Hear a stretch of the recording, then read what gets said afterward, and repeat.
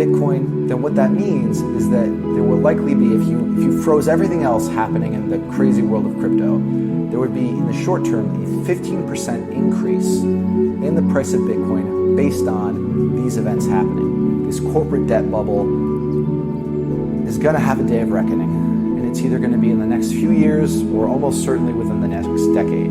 At the same time, you see more and more institutional money flowing into crypto, with the vast majority of it going into Bitcoin. So we talked about the little bet. The little bet is that corporate debt will be the first domino to fall, and that in the short term, if that domino falls, the value of Bitcoin, in my smart friend's opinions, will rise by something around 15%. It's my opinion that if more dominoes fall, and that they likely will, you will actually see a much more significant move into Bitcoin.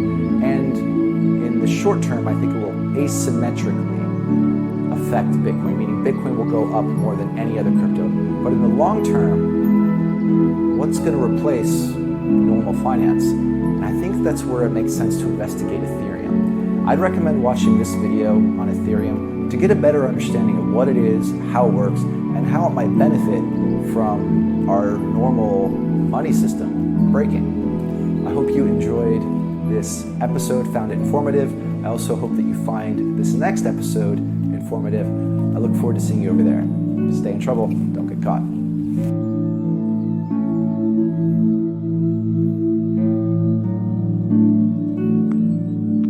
Something is brewing for Bitcoin right now. You can see DaVinci J15 has a red shirt. Today we will be talking about Bitcoin. We will be talking about where the price might be going. And we don't have our screen setup, but for the next one we will have the whole setup back. So make sure you stay here. Today's content will be very interesting. We will share the exact game plans, the price targets of DaVinci J15. And now, without any further ado, we want to come to the most important question of the day. DaVinci J15, how are you doing today, my man?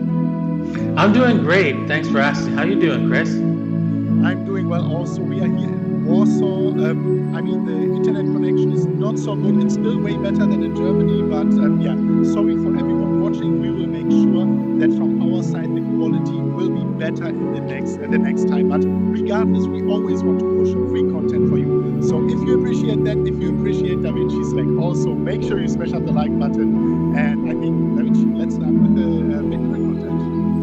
Yeah, as you know, Bitcoin is in a little bit of a downturn, and we need this actually in the market because honestly, Bitcoin has just gone a moonshot up for quite some time. As you can see through this chart here, that Bitcoin is rolling over. We've got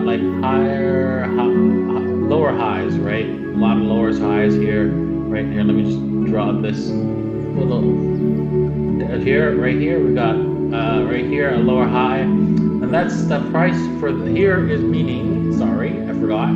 People hate that. It's 13,882 is the first high. And the next lower high is 13,200 approximately, and then we've got another one right marking up here, which is at $11,100.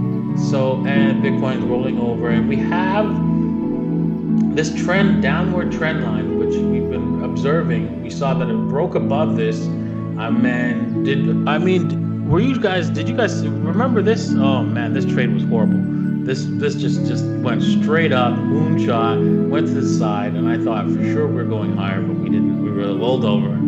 And you can see we're below the 13 EMA. That means that is definitely a bad sign. And you know what? I was up late last night trying to think of how that they can possibly bring this market down, because when you compare Bitcoins to altcoins, Bitcoins, the moon boys are all over the place, especially you, Chris. You're like, yeah. I told DaVinci stop the moon boy jokes previously to the episode, and he's still pushing them.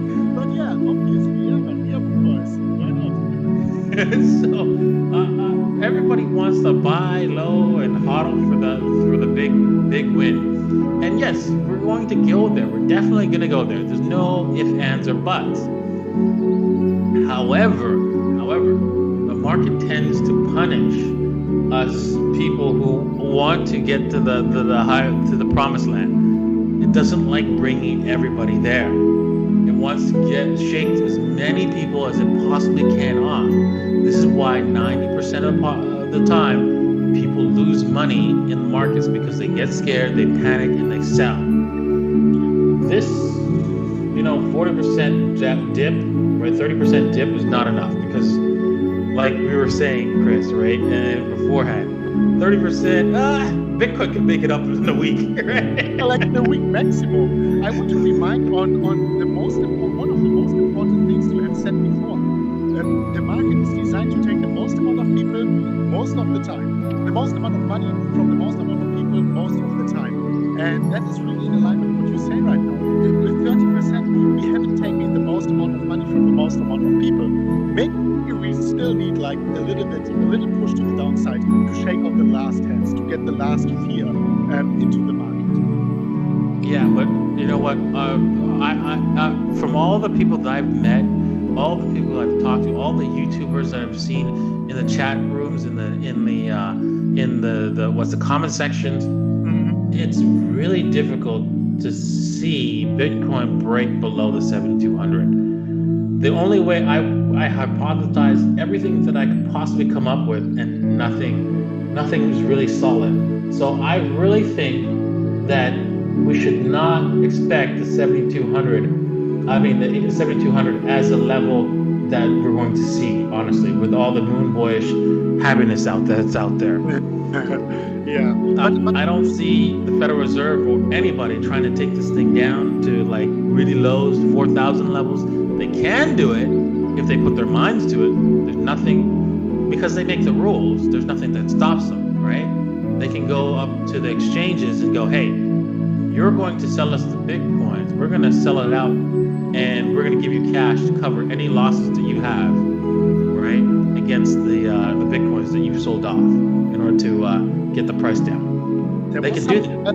There was something else I was also thinking about. I mean, you mentioned that 7,200 is most probably not going to be broken to the downside. But I mean, everyone is talking about 8,500, which is the 50% Fibonacci retracement level, which is the 40% retracement from the top. And I'm just wondering, when everyone is talking about that, and everyone thinks that this is a given, like we at least we have to give a small possibility to the fact that to the scenario that we are not going even down to 8,500, even though it's unlikely.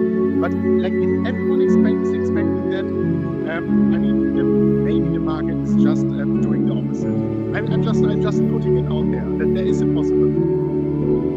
Yeah, exactly. So the one thing I don't know about is the mindset of the larger players in this space, the people who are accredited investors who come into this space with $2-3 million to invest, right, as pocket change, right? Yeah, well, that's like backed might be a very good platform for those people. Yeah, so those people, they're going to be the effect of this market. What they do is going to decide how this market reacts. And I think honestly that they are going to be buying. Honestly, I really do. I don't see any other option for these people, because they're the ones who actually get screwed the most, because they have the most money to get screwed over to take, right? So you might as well screw those people, not us, the little guys, because there's not enough of us here to screw over. So, and since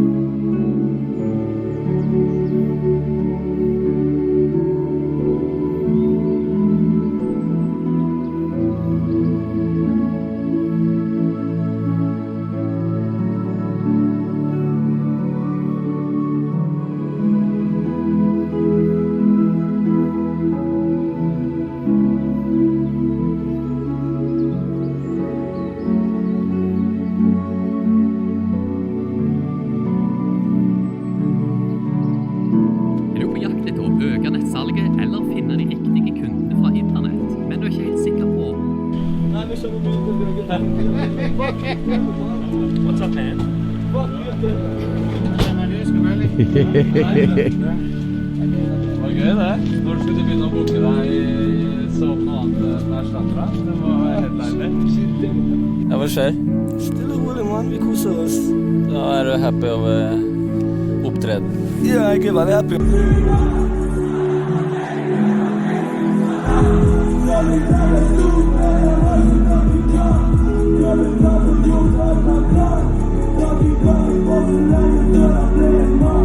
Selvfølgelig, vi manglet jo adgang, som veldig viktig. Sånn, det så mange ord jeg spytter så fort, og så må få puste og sånn. Så vi manglet jo en I dag, men jeg føler jeg spytter så fort, og så manglet jo adgang, som veldig viktig.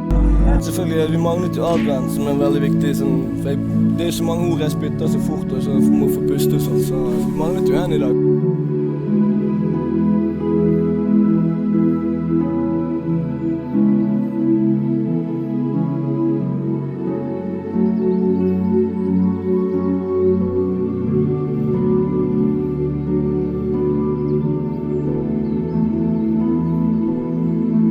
Men jeg føler det gikk veldig bra. Ja. Og så det litt sånn når du kommer og stepper inn for noe, sant? At det er gjerne mange som skuffet, så du må liksom jobbe ekstra for å prøve å liksom tilfredsstille de da på en måte. Så. Jeg kjenner at jeg ikke la merke til den skuffelsen under konserten. Det betyr job well done. Kjennes det litt sånn døvt ut å være erstatter? Det burde jo ha vært headliner. Det ser man jo. Jeg tenker det går, men jeg liker ikke å være cocky. Nei, jeg kan være det for deg. Men jeg tenker sånn, I fjor, Kadetten spilte tidlig, hadde en av de største crowdene hele dagen. Nå? Folk må bare åpne øynene sine, man. Slutt å tenke på det gamle. Det er ny tid. Det slim sesong. Jo, men så det også litt sånn, jeg føler kanskje at vi ferdig med å behandle norske rappere som oppvarmere og erstattere, men kanskje headliner. Det noe som Kadetten har vært veldig flink til også, sant? Du ser liksom, det en sånn urban festival, sant? Og du ser hvor bra det funker, for det liksom, urban musikk jo liksom I vinden, sant? Det jo liksom noe, men folk litt treg, du vet, hvis du har hatt en oppskrift som fungerer veldig lenge, sant? Så vil det ta litt tid før du ender på den. Hvis du lager en fiskesuppe, sant? Du lager en sånn I 10 år, sant?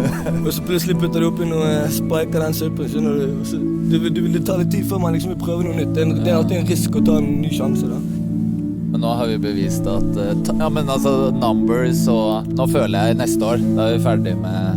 Ja, men jeg får allerede I år, ting har skjedd, liksom. Folk har begynt å se, liksom, at så det noe. Men det handler også at man må vise seg, sant? Ja. Hvis du skal spille NBA, du må vise deg når de scouter deg, liksom. Men nå det jo, jeg føler at du sånn, hva skal man si, topp 5 største rapperne I Norge. Tenker du på det, at du skiller rappere fra pop og den greien? Nei, egentlig ikke, men hva det hvis man...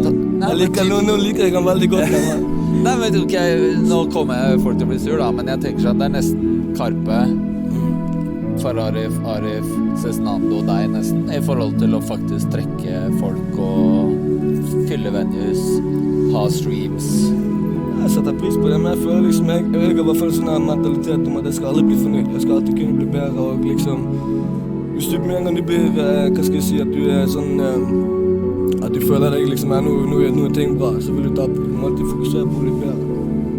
Men hva, ok, men akkurat nå, hva føler du, hva kan du bli bedre på? Så nå I år, så skal nå være liksom albumet ferdig, og det tror jeg veldig fornøyd med det. Så nå liksom prøve å ta etter liveshowene, og gjøre liksom liveshowene enda next level liksom, for de mer planlagt og, ja. Da vil du føle, du winger det nå liksom? Nei, bare liksom, det akkurat som freestyler, litt sånn, det blir sånn, det sånn jeg har jobbet, og jeg har kjøtt apparat rundt meg, så liksom jeg har jobbet sånn med meg på en måte, hvis du skjønner hva jeg mener, at liksom, nå har jeg begynt å jobbe med noen andre folk som liksom tilrettelegger og liksom prøver å sette sammen og hjelpe oss på de tingene, sant?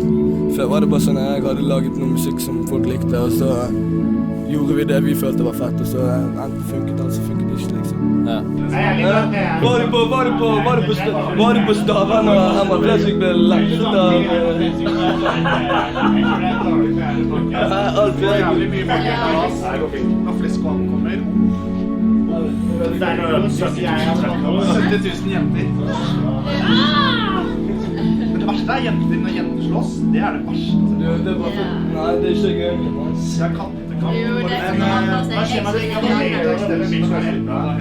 Men du har jo fått litt blest og signert hyggelig avtale med hyggelig sum. kjøpt deg klokke. 2 stykker, mann. Stenk på det. Og leilighet. Men ja, ikke sant? Du må skyte inn den, for ellers det først så leilighet, sykt. først leilighet, så begynte vi å flekse litt på det. Og vi ikke ferdige enda. Skatten nettopp gjort, så vi kan bolle litt til. Men dette Amuse er jo et internasjonalt selskap, men de har skandinavisk base i Sverige, og betyr det at endelig vil skje litt moves utenfor landegrensene? Jeg kan ikke si for mye, men ting har skjedd allerede. Jeg har vært litt over grensen, for å si det sånn, uten sekk. For de som skjønner hva jeg mener. Ja. Jeg hadde med meg sekk, men det var bare klær og sånt. Er det også noe liksom du føler at der er det rom for å vokse, da? Ja, men det er sånn Skandinavia, synes jeg hører veldig mye på dansk og svensk. De har en litt annen type sound enn det vi har i Norge, liksom. Det er litt mer sånn, jeg føler rappen i Sverige og Danmark litt mer sånn poppete. Det er mye sånn som du hører på One Curse og sånn, så er det liksom gangsterrapp, men de synger også. De drar ordene, litt sånn melodier og sånt, sant? Men føler du at du tenker å rette deg mer mot den, eller bare Jeg bare gjør akkurat det jeg føler for der og da når jeg sitter og hører på beaten, så gjør jeg det jeg har lyst til å gjøre. Når jeg var stor i planen, så tenkte jeg sånn, shit, nå er rap kommet langt, det bare gå forbi alle mulige folkeslag, og alle liksom mouter tekstene, og bare, ok. Jeg har ringt deg 4 ganger, hvorfor tok du ikke telefonen?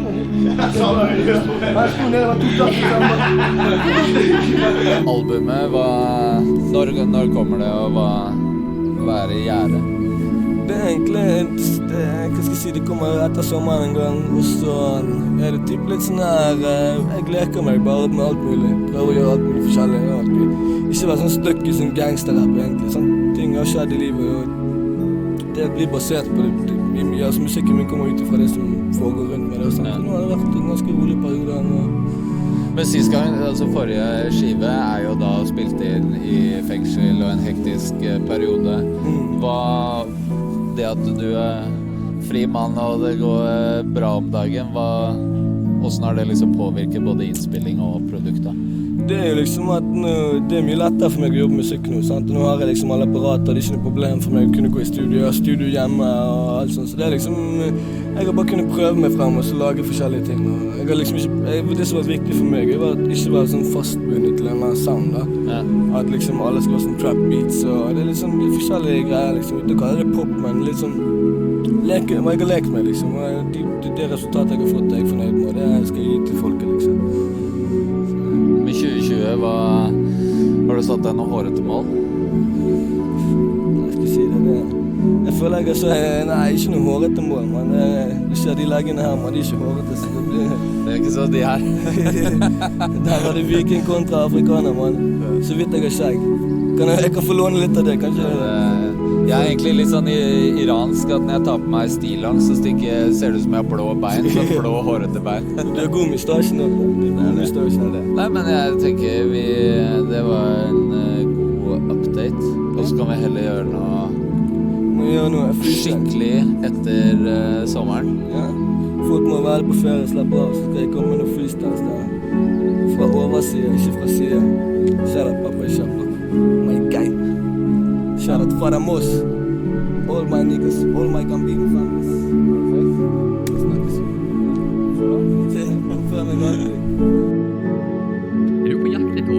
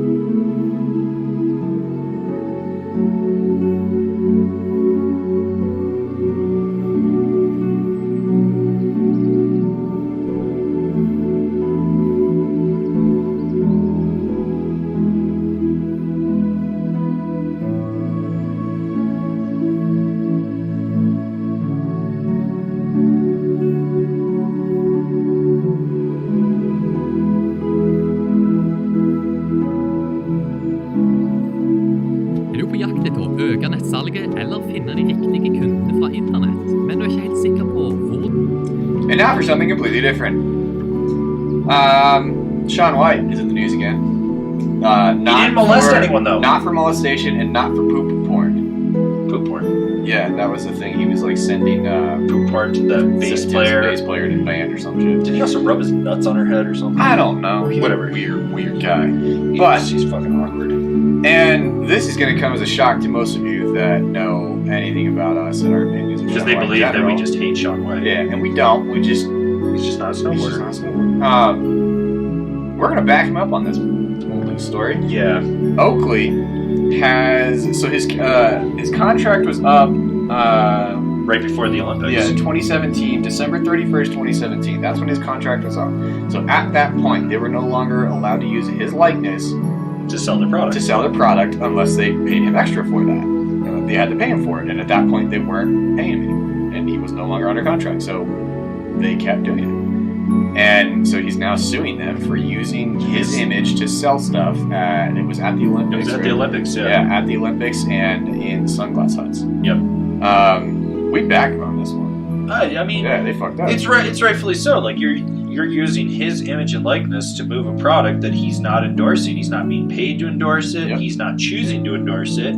You're literally you're making money off of his name. Arguably the largest name in competitive male snowboarding ever. Yep. And on an Olympic year that he competed in, so that you can move your product. And the funny thing is, during an Olympic year, all the riders have to drop their sponsors during the Olympics and stuff. So, so technically, he wouldn't have even been sponsored by him. And they might be able to argue that. I'm not a lawyer, but I doubt it because they're using his image to move a product. And it's bullshit. Like, that would be... I've seen people try to say that I was endorsing their products because I did a review of it. Right. Well, the review wasn't even favorable of the product. Like, I'm not endorsing it, I'm just saying it's a fucking piece of shit. And I'd be like, but the funny thing was, they would link the review, and I was like, oh, people are gonna fucking love this one. And they'd be like, so? And I was like, oh yeah, no, don't, turd. But I hope he makes a couple million. I hope he fucking takes Luxottica to the cleaner on this and just fucking cleans house. Like, it's not that he needs the money, and it's bullshit that they used his likeness to it. They just shouldn't get away with it regardless of who they did it to. No, it's kind of like when people steal photographers' photographs and do that. That happened to me with this shit-ass little company. I shot some photos of a local rider, Alex Martin, who's a friend of mine, and there was one really good black and white that we just absolutely loved, and we gave that to Niche Snowboards, and we waited for them to post it, and they posted it, and then they put it up on their social media. This company, it's out of business. They were called Straight G Industries, and they sucked dicks with their butthole. They straight up took it and put it up, and we're using this photo because Alex had their face mask on. He didn't have a contract or something. He had like a face mask or something on.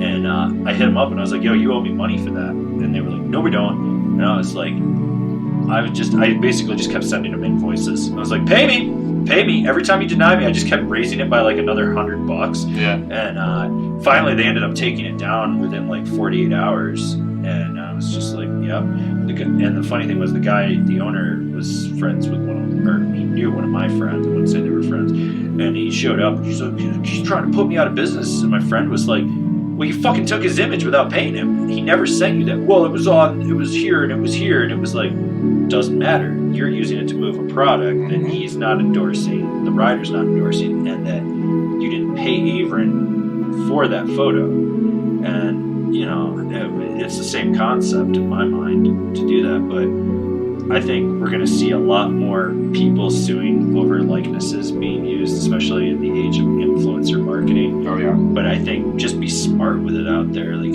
if you're endorsing a product, make sure that there is a finality in agreement in your contract. You do not want it in perpetuity. Like, that's the one. A couple of years and years ago, like when I first started Angry, I got approached by this guy that was he was a Silicon Valley entrepreneur and a venture capital guy, and he was going to remake Main Street through online shopping, and it was going to be like, it was essentially what Amazon does with Amazon storefronts. And what he wanted to do was take it was influencer marketing before it was influencer, but he wanted me to basically pick my products. They would sell it on the storefront. I'd get a commission through it. They'd use all my image and stuff. And I was like, cool, send me your contract. It was kind of interesting. And it was the most vague, like it wasn't written by a lawyer. And I sent it to my uncle. I have 7 lawyers in my family, so I always laugh when people threaten to sue me.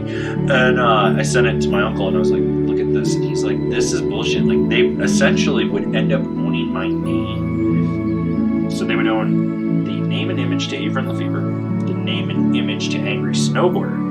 And they had a clause in there that they would actually end up owning my domain name. And I was just like, I just responded back with, that's a hard pass. And it never went anywhere, but like I saw people that had ended up using it, and like a whole shitload of like mommy bloggers and shit got their stuff taken from them. It was like, sucks to suck. You gotta do that, but the words in perpetuity, that's the ones you want to watch out for. Yep. Because that's the one that's going to bite you in the ass, unless it's an agreement for a royalty in perpetuity. Yeah, that's great. That's fucking amazing. Yeah, if the in perpetuity is in your benefit, then yes, go for it. Go for it. But if it's not,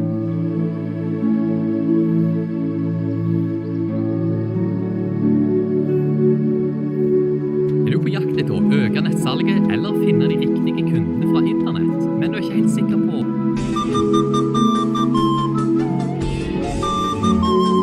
Hey everyone, this is Edwan, and today we are finally back in the studio. Have you noticed something is different? I'm talking about reverb. I've moved to a new apartment with my girlfriend. It's our first apartment together. That's also the reason why I didn't post any video lately. I had to prepare everything. Now this is a place where magic is going to happen. Of course, the Fruity Loops project is to set the tempo to 105 BPM. That's the best tempo. Guys, if you're producers, do the little noise melody.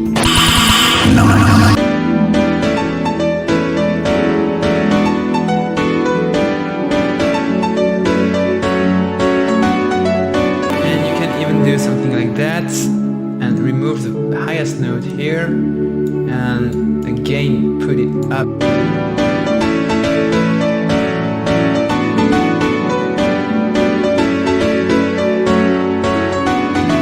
Now I'm going to vocal chops on one space. Nightmare. Don't mess up with a kick drum and a bass. Piano. You can. You need to add sidechain. That's my favorite. Same though.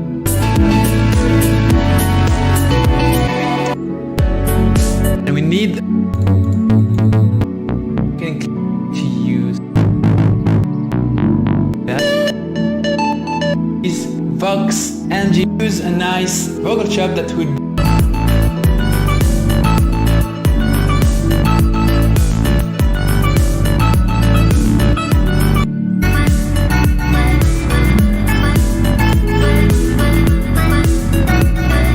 Okay, now it's time.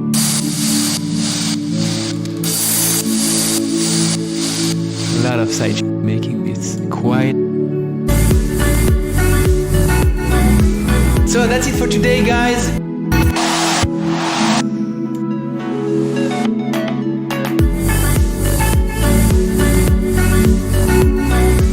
So that's it for today, guys. Kaigo 2019.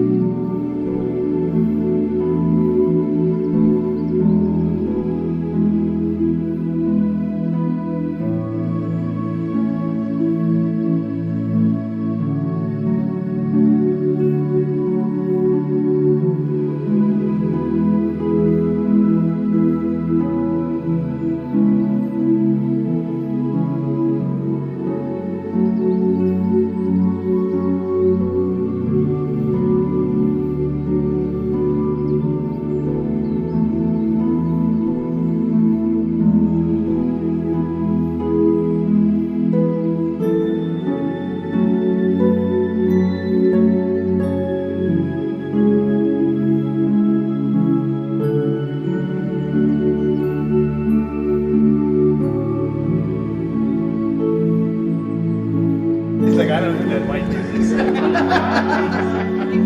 It's my accountant. Here, you want me to take it? Yeah. Oh, you doing it? You? Is that gonna be on TV? It might be. Wait, what?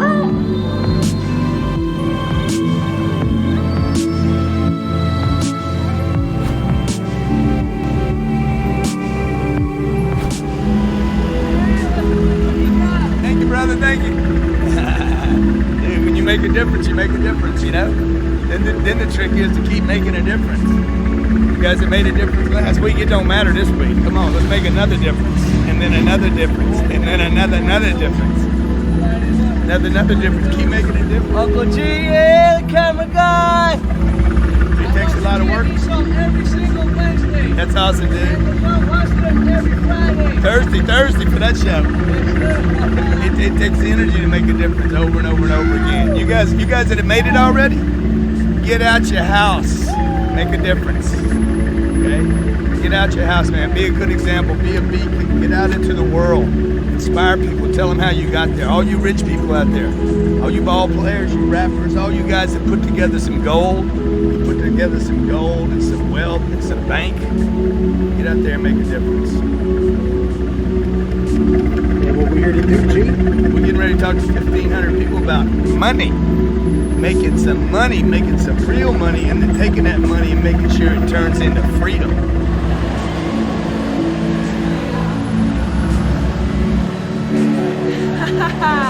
How does one get out of a vehicle in heels this high? This is how. Ba-da-ba. Psst. Ba-da-ba. Psst.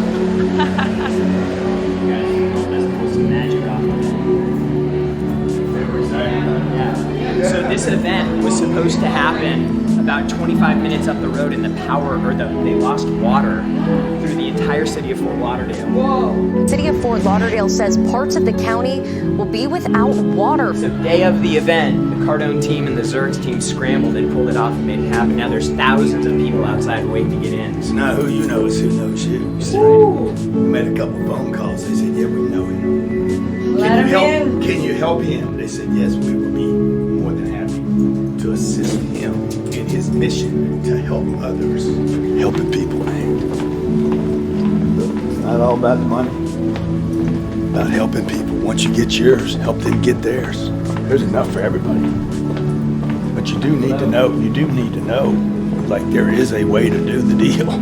There is a strategy to creating wealth. It doesn't matter where you grew up, doesn't matter the color of your skin, doesn't matter your religion, what God you pray to. You have to have strategy. Elena's got a strategy. I know, you know I do. Jared's got a strategy. He's like, hey, let me roll with a guy that's already getting there. There's nothing wrong with that. It's called drafting. In professional racing, it's called drafting, right? Yeah. Get something that's moving, you can follow a course. Sucks you up inside there. And burn less fuel, right? Yeah. He's warming up for his show tonight. And reserve power. Spitting gold. And reserve power and get the whip. You get the slingshot. Come on, go. What you got to say? Split the gut. I'm going out on my own. I'm gonna do it on my own. I'm gonna make it on my own. You're just starting from zero. You don't have the reserves. You don't have the capital. You don't have the contacts. You don't have the creative momentum. You could hop on with somebody else. You still get to the same place. You just get there faster with less wear and tear on the machine. How you doing? These people back here.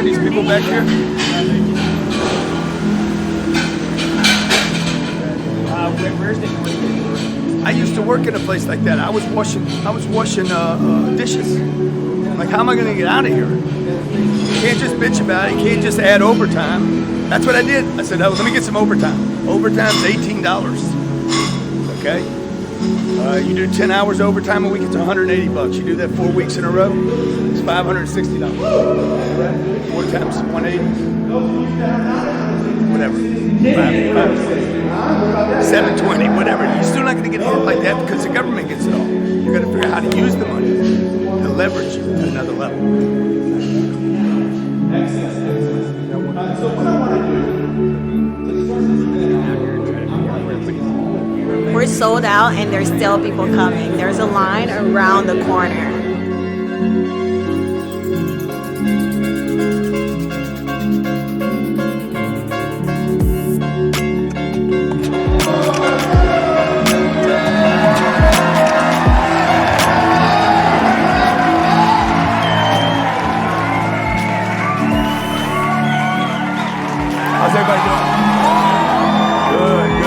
good. Thank you so much for being here. Thank you so much for the change. How many of you have changed from wherever we were going to do this to here? Hey, congratulations. Change is good. That's right. You're committed. You're committed. Okay. Thank you very much. When we found out there was water issues in, where was it? I forgot now. Fort Lauderdale. Yeah, Fort Lauderdale. Mr. Zanger, how you doing, sir?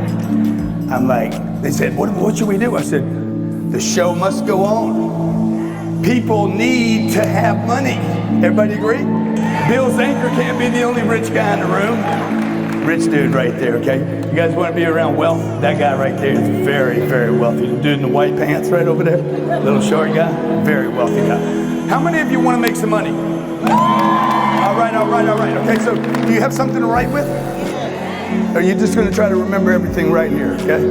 I have been going since I was 25 years old, going to events like this, looking for strategy.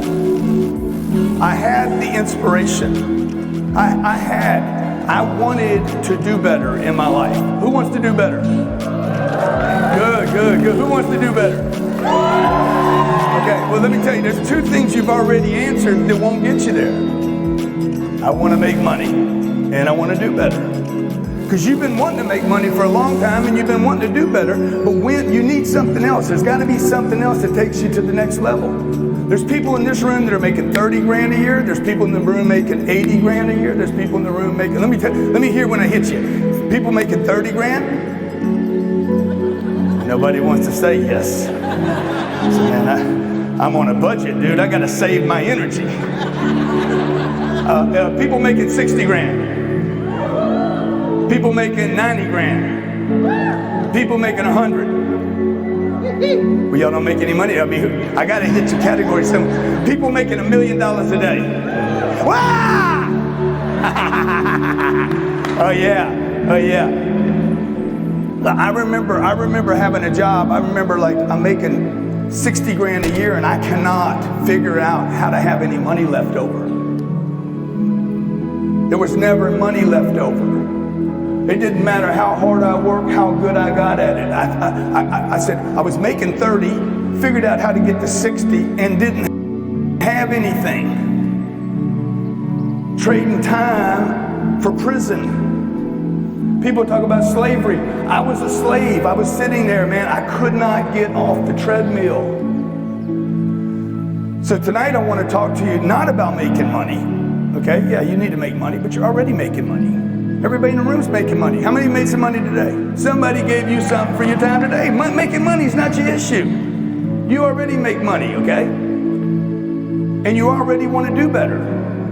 You need to have the right target, okay? The target, I'm going to do this in black, okay? The target is freedom. All energy, all investments should be going toward freedom, not money. Money by itself is a trap. It's useless pieces of paper. There's no passion in it. Who's got 100 on them? My wife raised her hand. I got a bunch of your money with me. Okay, who's got 100 on them? Okay, let me see the 100. I want to see if your money's any different than my money. See, I just made 100. Bam. Okay, it's a little more than that. 20, 40, 60, 80, 100, 120, 140, 160, 180. Ooh, white people. Okay, 195. I got 195. Okay, go ahead and sit down, sir, please. See, it's easy to make money. Right? All you got to do is pieces of paper. All energy, all investments should be going toward freedom, not money. Money by itself is a trap. It's useless pieces of paper. There's no passion in it. Who's got 100 on them? My wife raised her hand. I got a bunch of your money with me. Okay, who's got 100 on them? Okay, let me see the 100. I want to see if your money's any different than my money. See, I just made 100. band. Okay, it's a little more than that. 20, 40, 60, 80, 100, 120, 140, 160, 180. Ooh, white people. Okay, 195. I got 195. Okay, go ahead and sit down, sir, please. See, it's easy to make money. Right? All you got to do is understand money. I don't need to actually manufacture money. So when I ask you guys, how many of you want to make more money? You're like, yeah! You don't need to. Unnecessary step. Okay, you want to write this down. Strangers have everything you want. Everything you want is in the hands of a stranger. Your mama don't have it. Your daddy don't have it. Your uncle doesn't have it. Uncle G might have it. Okay. Your nieces don't have it. The money that you want, the freedom you desire is in the hands, the bank accounts, the real estate, the companies of people you don't even know. I don't need to make money. This is what you guys going to work every day. I gotta make money, I gotta make money. Wrong target, wrong target. I need to connect with people that can get me to freedom. This by itself is passionless. There is no passion in it. It's pieces of paper. It was printed by a machine. Okay? Somebody decided, okay, on this one we're going to put Abe. We're going to put Andrew Jackson on this one. We're going to put, well, they're all Andrews. I hadn't seen this many 20s in a long time. Okay? Because I don't keep 20s. I'm like, give those to the guy parking the car. You guys should keep 20s just to pass them out to other people and say, here.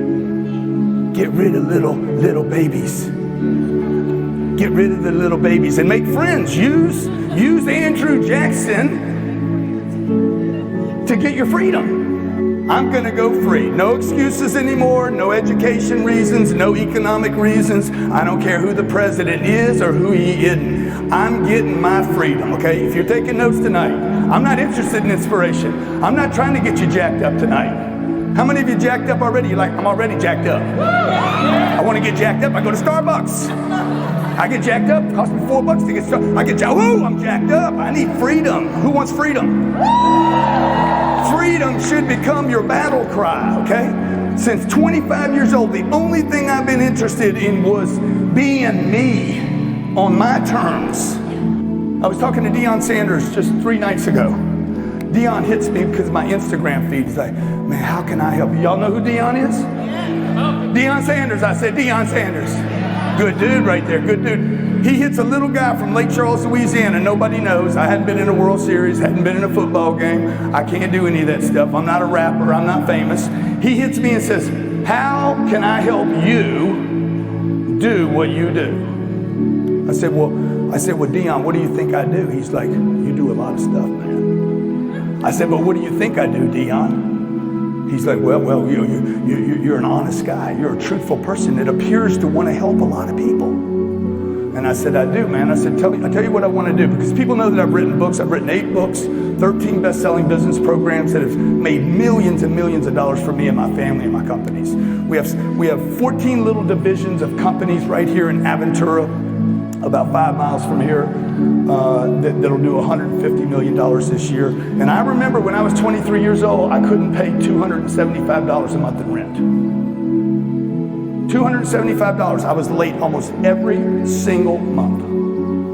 I got my own little bird I fly around the world in. It's like, it's crazy. My life is crazy. And I said, Deion, my life is crazy. I said, but what I want to do with the next 20 years of my life is I want to teach people financial freedom.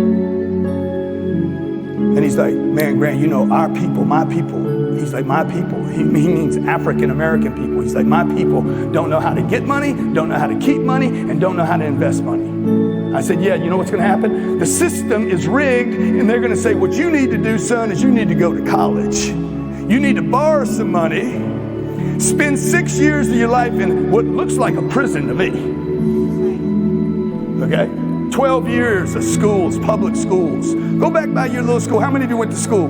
How many of you went to school? Raise your hand if you went to school. Okay, raise your hand. Raise your hand if it helped you. I'm not sure. I'm I'm not sure. Go pass by your little school that you went to when you were in the 8th grade, the 10th grade, and the 12th grade, and you hit me on Instagram and say, hey, tell me that don't look like a jail to you.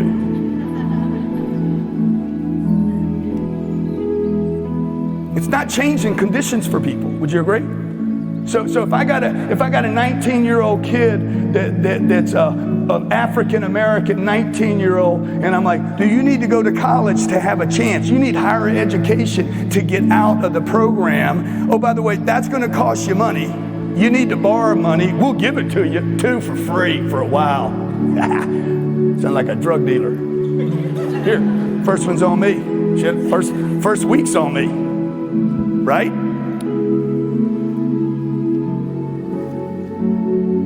You're being played, folks. You're being played.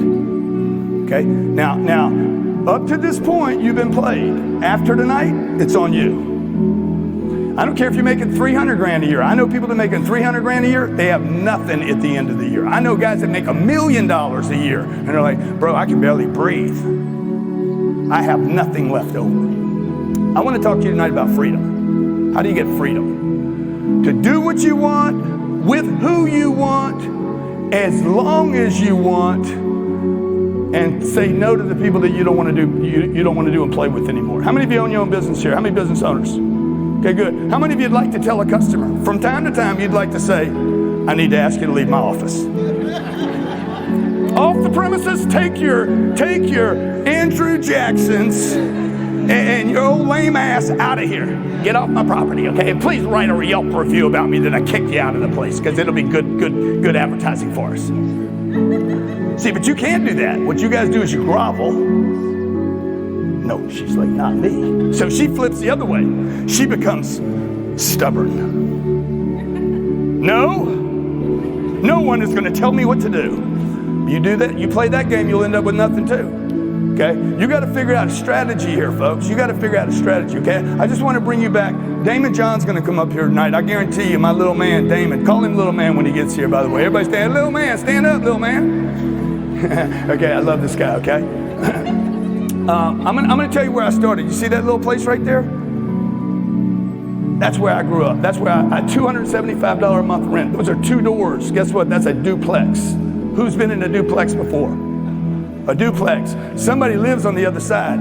Charles Whitman was my landlord. Charles Whitman was also my accounting teacher in college. The rent was $275 a month. The year was 1978, and I was late half the time dodging this guy.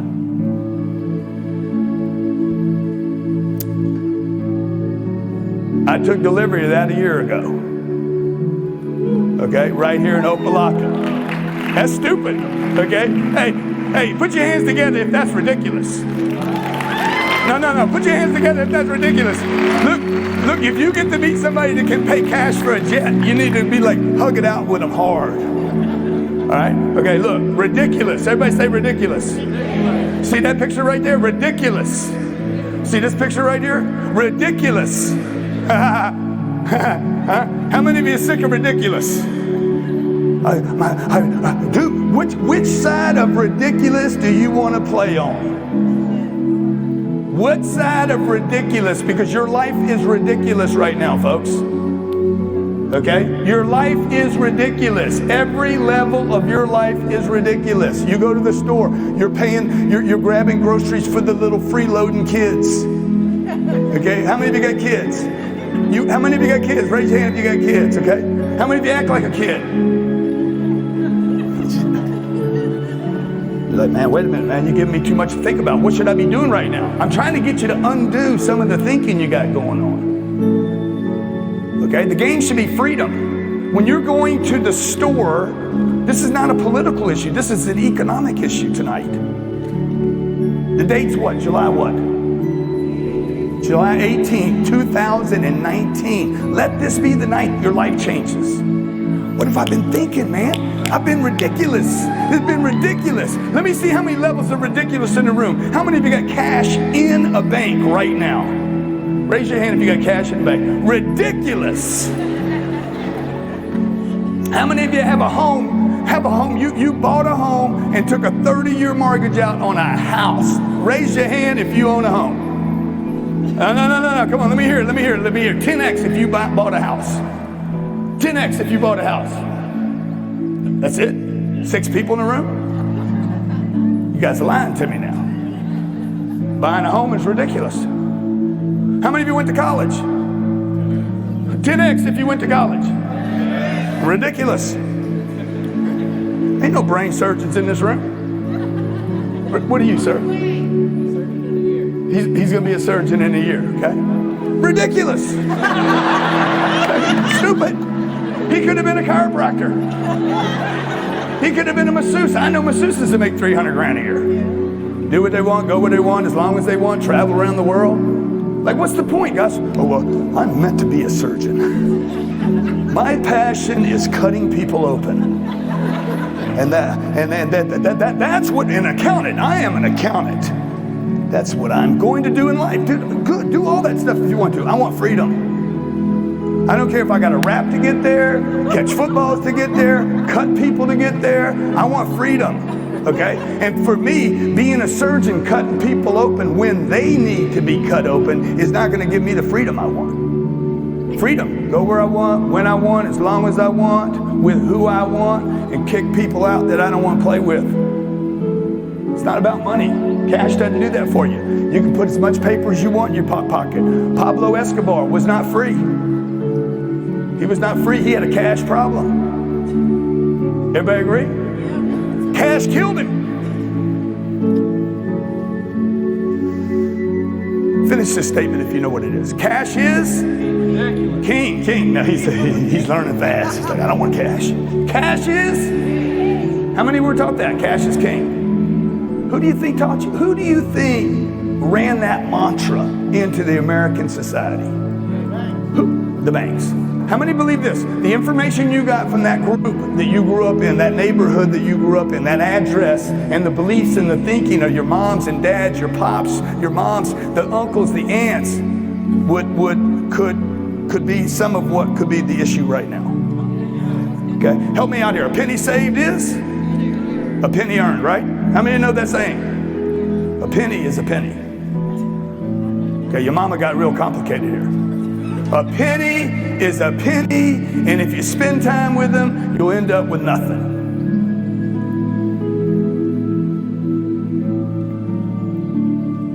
Freedom. How do you get freedom? What would be the easiest way? I could be a rapper, man. I'm gonna be Kanye. I'm gonna try that.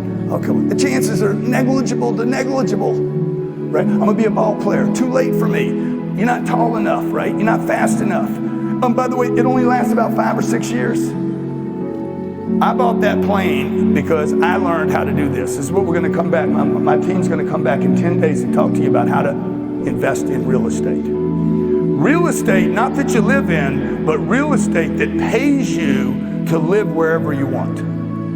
There's a specific kind of real estate in America today that has created the life that I have today, that allowed me to buy that jet, to put fuel in a plane, to travel around the world, to go to Australia for a month. Be there for a month and none of my income changes. You can't do that with just a job. I got a watch on right here. It is beyond ridiculous. Okay, you want to look at that, Johnny? It's stupid. Bought 2 of them the same week. That's how stupid I was that week. But I didn't pay for it. That paid for it. Okay, I go to work every day. I bust my ass every day. How many of you in the room work hard? Congratulations! Say, I work hard. No, I work hard. No, I'm gonna do it, then you do it. I work hard. Oh, damn. Come on, guys. I work hard. Look, you gotta have energy. I'm 61 years old. I got more energy than the center part of this room. I don't even know how you guys made it to the damn event. You should have run out of energy before you got here. I work hard. You're damn right. And you need to tell the whole world you work hard. And you need to work hard. And at some point you got to be like, okay, wait a minute, I worked hard. Why am I going to waste that when I can invest that? What am I doing? Buying bling. You know, what am I doing? Saving money. 2 ends of the same problem. One guy's hoarding it, frugal, Mr. Frugal, and another guy is blowing it. Both of them ridiculous. Everybody agree? Okay, how many of you got cash in the bank? Let me see your hand if you got cash in the bank. Let me see your hand if you got cash in the bank. Raise your hand. Goddamn, don't tell people you don't have anything. You guys in the back there, do you have any cash in the bank? It's stupid. What are you doing? You're making Wells Fargo and Bank America richer than they already are. What do they do with your money? As soon as they get it, what do? They lend it to a guy like me.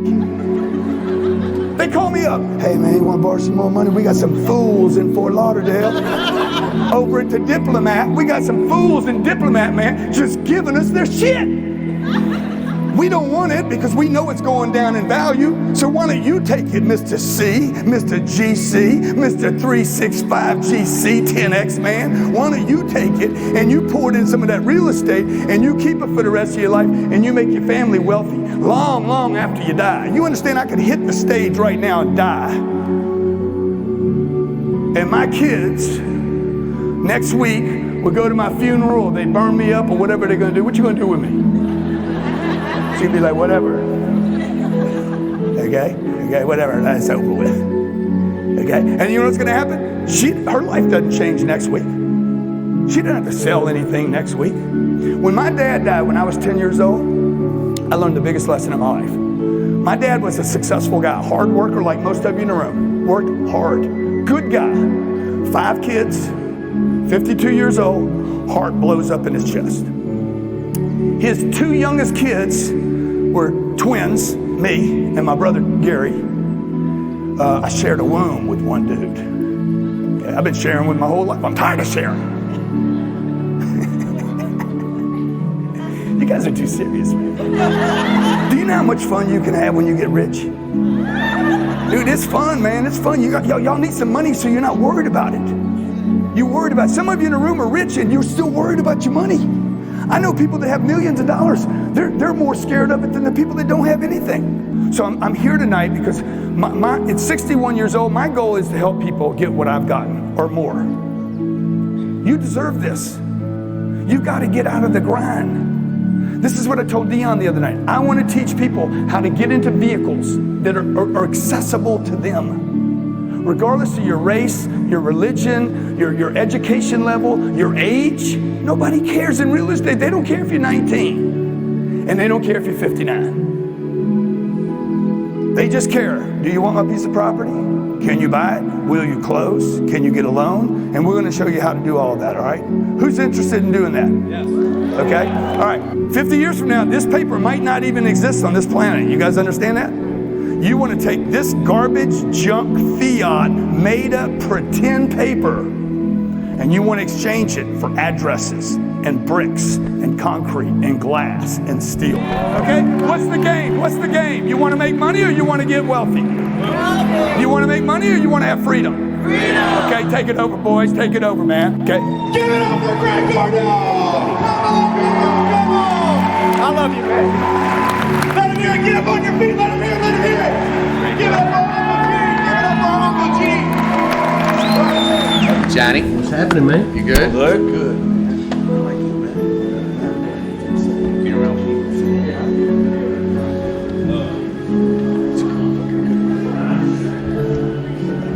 What you telling little people, man? They're so pumped up, man. They're about to leave. I said, man, little man's coming to rock Yeah, your baby. world, dog. The little man. You got little man and little man. Yeah. We rocking the world, around the world. I'm gonna get excited like the bagel guy when I get up there. Bagel. Yeah, the bagel guy. I don't have that. You didn't see the bagel guy? You didn't see the bagel guy? Did you do the old man thing? Dude, I don't know why you would do that, man. Why?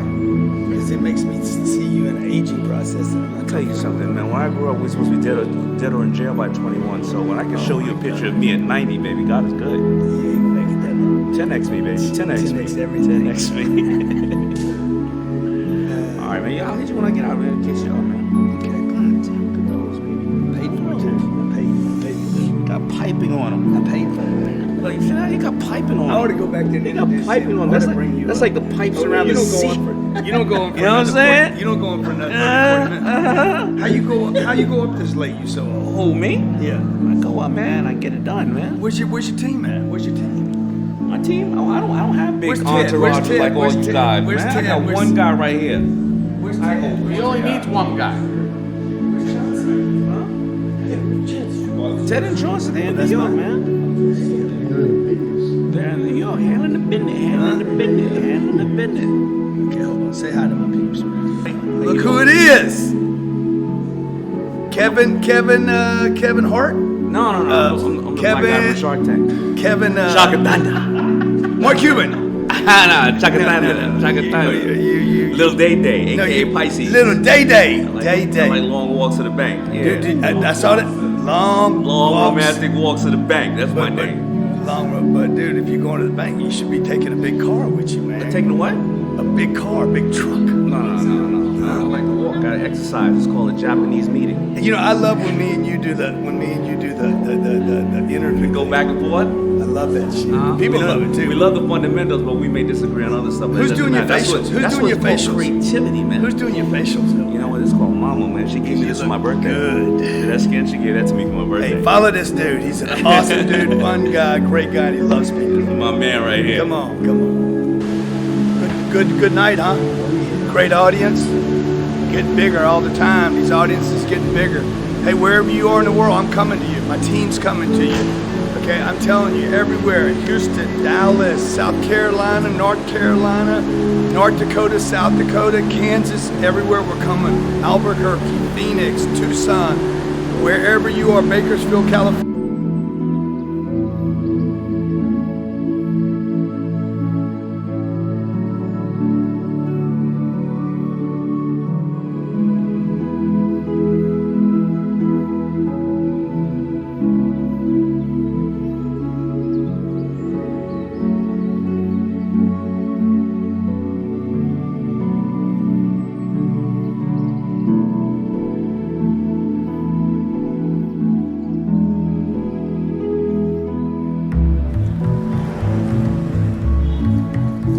One donut stand, 5 hidden cameras. Let's go, girl. You need the hookup. Come on, get it over with. I'm here till 6. How do you catch fish? You gotta use good bait. The shoes, they could be tighter. You gotta tighten those up, bro. It's all about the bait. So that's what I call it, bait. Now, you could do better than that. It's bringing people aware of a condition to use my service. Sir, self-awareness, the first step is admitting, young man,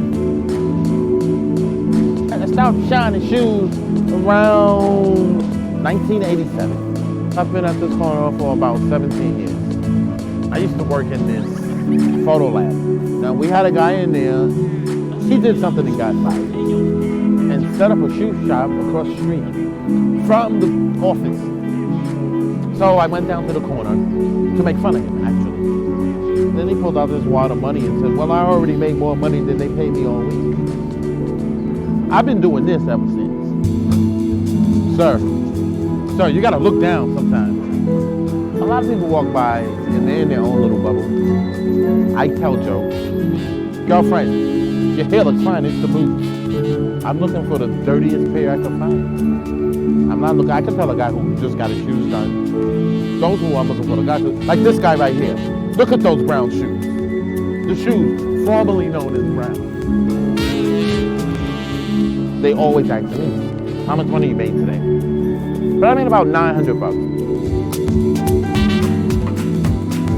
It's honest living. I'm an average, hard-working man who pays my rent and take care of my family. I ain't rich. I ain't never gonna have $1 million in the bank. I love what I do because of the freedom. I don't have no incompetent boss giving me orders, right? I have no backstabbing co-workers trying to get brownie points. I'm free. Give yourself a treat, get your ass in the seat.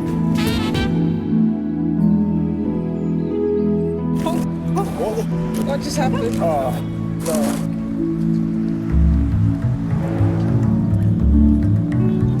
One donut stand, 5 hidden cameras, 2 actors.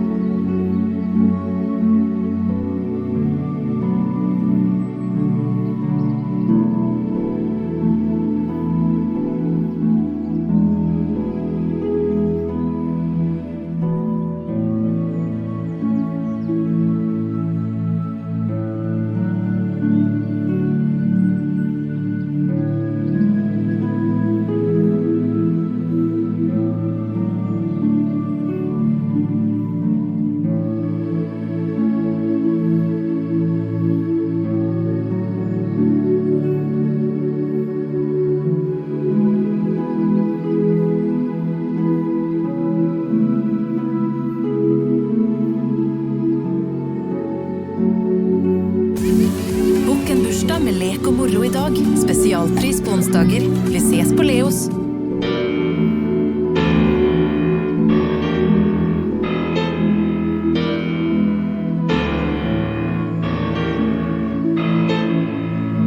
Det eller respekt som styrer. Uansett vil jeg tro at jeg lyver. Hater meg selv, jeg har vært med og skapt det. Spilte for å vinne, men jeg mistet alt jeg hadde. Det kaos, opp ned og sidelengs. De ser meg fortsatt som en kriminell. Jeg vil bygge meg opp, de vil rive det ned. Jeg kan ikke lenger leve livet i fred. Jeg er kjent i miljøet fra før. Skal jeg ha gjort noe, så må jeg gjøre det selv. Våkner opp, og jeg føler en glød. Med hakketelling på penger som sløses for snø. Gjort ting som har gjort meg ødelagt før. Alltid følt på at nå bør jeg snart dø. Føler meg en som det går alt for langt. Nå sitter jeg med ingenting jeg hadde, jo alt jeg blir kald. Skuffelse og svik, ikke prat til meg, vær unnskyldningen lik. Hadde jeg fortsatt, kunne jeg vært rik. Dommerne kommer, flere trusler med kniv. Møter flere spanere enn kamerater. Stoler ikke på noen, alle prater. Ikke mange venner, liten sirkelsulte ulver. Telefonlista mi er bare full av kunder. Er det ære eller respekt som styrer? Uansett vil jeg tro at jeg lyver. Hater meg selv, jeg har vært med og skapt det. Spilte for å vinne, men jeg mistet alt jeg hadde. Det er kaos, opp ned og sidelengs. De ser meg fortsatt som en kriminell. Jeg vil bygge meg opp, de vil rive det ned. Jeg kan ikke lenger leve livet i fred. Alltid under etterforskning. Blod på hver seddel er ettersnorting. Varer i boksen, store og små ting. Kriter ikke et gram, vet ikke om jeg får de. Politiet kommer, ingenting ulovlig. Diskuterer ikke pris, er kriminelt for grådig. Svarer ingen spørsmål, husker alt for dårlig. Ikke press meg, da klikker jeg så de. Mange av dagene hater jeg at folk maser, men jeg takker det. Jeg må få solgt varer, og jeg vet at de ser meg som en bølle. Jeg har bare lyst til se mine døtre. Fuck barnevernet, de skal dø av skader. En gang i tida tok de min første datter. Still opp og møter, hører de snakke. En dag skal de få smake løp av en hagle. Er det ære eller respekt som styrer? Uansett vil jeg tro at jeg lyver. Hater meg selv, jeg har vært med og skapt det. Spilte for å vinne, men jeg mistet alt jeg hadde. Det er kaos, opp ned og sidelengs. De ser meg fortsatt som en kriminell. Jeg vil bygge meg opp, de vil rive det ned. Jeg kan ikke lenger leve livet i fred.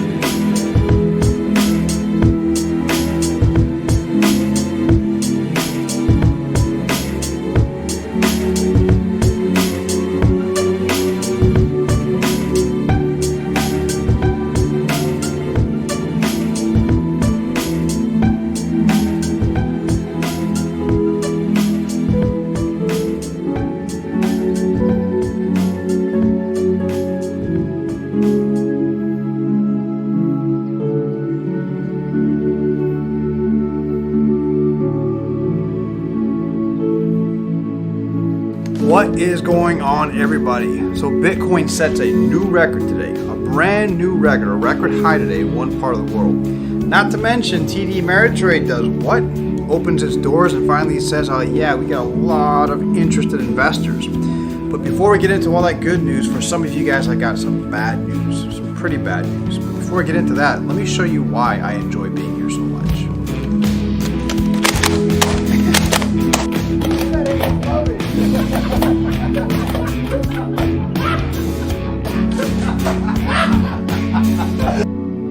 All right, so now that the crypto bucket war is over, let's talk about the market, because everyone cares about the market. $8,500 Bitcoin is looking realistic. I hate to say it. I'm not saying this is FUD. I'm not saying this is any kind of, me being worried. 8,500 doesn't scare me because of the simple fact that it offers a lot of opportunity to make money, and we're in that volatility stage right before the bear market, before the bull market. Okay, so there's nothing to fear if we fall below 10,000, below 9,000. Not at all. We need that volatility because we need that for people to make money. Make sure you understand that. Now, when you got things like this right here, okay, where TD Ameritrade CEO says there's heightened interest again with Bitcoin, and TD Ameritrade saying, "Yep, you know what? We're going to go ahead and we're gonna open the doors and we're going to launch Bitcoin futures trading."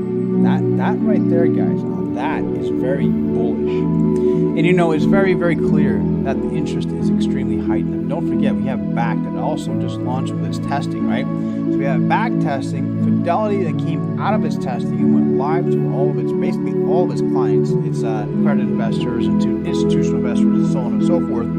There's a lot of institutional money in the space. Now, I want to say this, I said this in yesterday's video, but this is something that a lot of people aren't thinking about. With all this institutions in the space and all these institutions playing in our world right now, it is starting to become very, very clear that Bitcoin and cryptocurrencies is being taken over by the institutional world. Not just in the sense of money, but look at what regulators are trying to do with it. The laws that regulators put out when it comes to finances do not favor the little guys.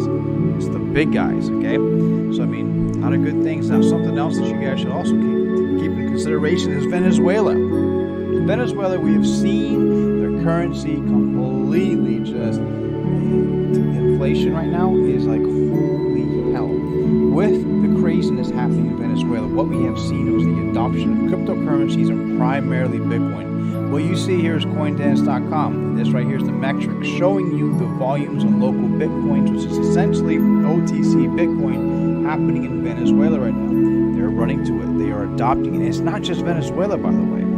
If you look at the data over here for even Mexico, interesting news. Chinese government restricts Justin.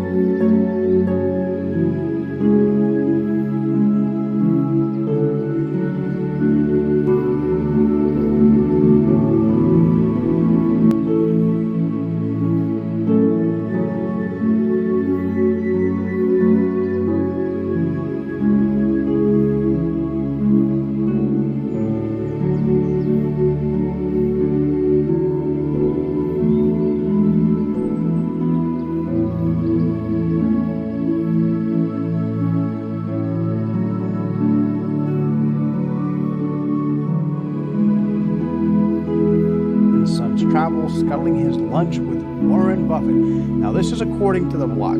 There's a lot of mixed stories on what's going on here. Supposedly, he postponed, to get the words correctly, his lunch with Warren Buffett because of kidney stones. And he came out on Twitter, did some live stream, which I was honestly, I tried watching, but I couldn't make it through like 2 minutes of it. Just being completely honest, okay? So I do need to make sure I watch that and see his justification for what's going on. But it seems as if the Chinese right now are doing some sort of investigation into some of, I guess, something about how he got funded, and then something about some company that he had before. It was a Piao, a mobile application that's probably accused by China national media outlet Xinhua, I think that's what he said, as spreading pornographic content and offering escort services. I mean, sounds like this guy is in a world of freaking hurt. Now, this article says, according to CoinDesk, Justin Sun denies accusations that Tron's fundraise was illegal. So, I mean, this is just another part of the story. It just seems to be a lot of things are piling up. Now, here is an interesting theory for you guys, something that I have been running through in my mind and just makes sense to me. I would not doubt it for a second if Warren Buffett is responsible for this. Warren Buffett, considered one of the world's greatest ever investors, okay?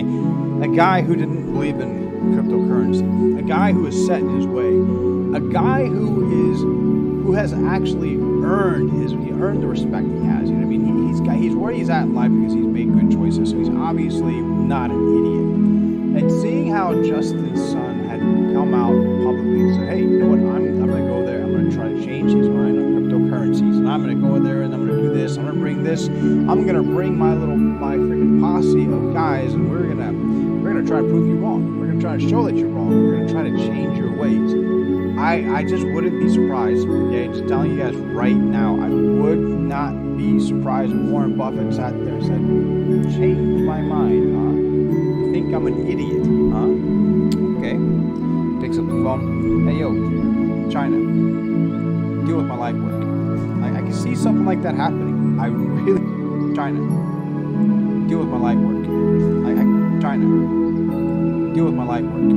I can see something like that happening. I really can. I think Justin Sun bit off more than he could chew, but I could be wrong. It could be that the Chinese are like, you know what, this guy is a bad guy and it's time to go ahead and shut him down now, even though we let him have free reign for so long, and we're a communist country with some of the biggest and most elaborate forms of what you can say monitoring and surveillance of all their citizens and the things they do. And we decided that now is the time to go ahead and pinch them. You know what I'm saying? That could be the scenario, but I think Warren Buffett might have had a big hand to play in this one. Now, moving on to my giveaway before we end this video, yesterday's video, which I have pulled up right here. I said to you guys, I'm going to pick a random comment, okay? And the comment that has some sort of, I guess you could say, substance, integrity, something that was related to what I was talking about. As long as your comment fit into that, I pick you, and then bam, you win a wallet. So this guy right here, Axe Tubes. I agree with you, but on the other hand, regular people outside of crypto had plenty of time to buy in while it was cheap. I told all my friends and family buy some BTC at 3,500, and none did.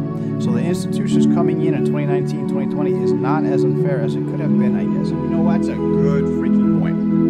Knowing that we have institutions coming in our space, knowing that we have institutions working with regulators to regulate the space and weed out all the little guys, it's actually not as unfair as as some of us would make it seem, because we've all had our chances to buy some sort of Bitcoin, $10, $5, own some damn Bitcoin. We all have that opportunity. We all had a major opportunity at 3,500, but no one believed in Bitcoin anymore at that point. When Bitcoin fell back out into the $3,000 range, all confidence was gone. And now the regulators and institutions are saying, hey, we're going to go ahead and take this shit over from you guys. It seems like everyone's starting to want to jump back into that damn bandwagon. So, yeah. Anyhow, Axe Tubes, you won. Reach out to me on Twitter with a DM, and then we'll arrange getting you that treasure wallet. So we were seeing right now, Venezuela just broke their previous record as far as volumes on local Bitcoin. TD Ameritrade saying, yep, our investors are interested in Bitcoin. It's becoming relevant again. Back coming opening in stores, something everyone anticipated all through 2018. Excitement was crazy in 2018 for it. Fidelity Digital Assets going live, making things work. Ledger X saying, yep, we got our approval from the CFTC. We are making things happen. Just so many things happening right now that just says, Bitcoin is fixing to go parabolic. There's nothing bearish about it right now, guys. I just can't. I don't know how to make this make more sense to a lot of you guys. But anyhow, that's all I got for today. Congratulations to the winner of the Treasure Wallet. I'm still working on a major giveaway for Friday, okay? Bear with me. I'm sure.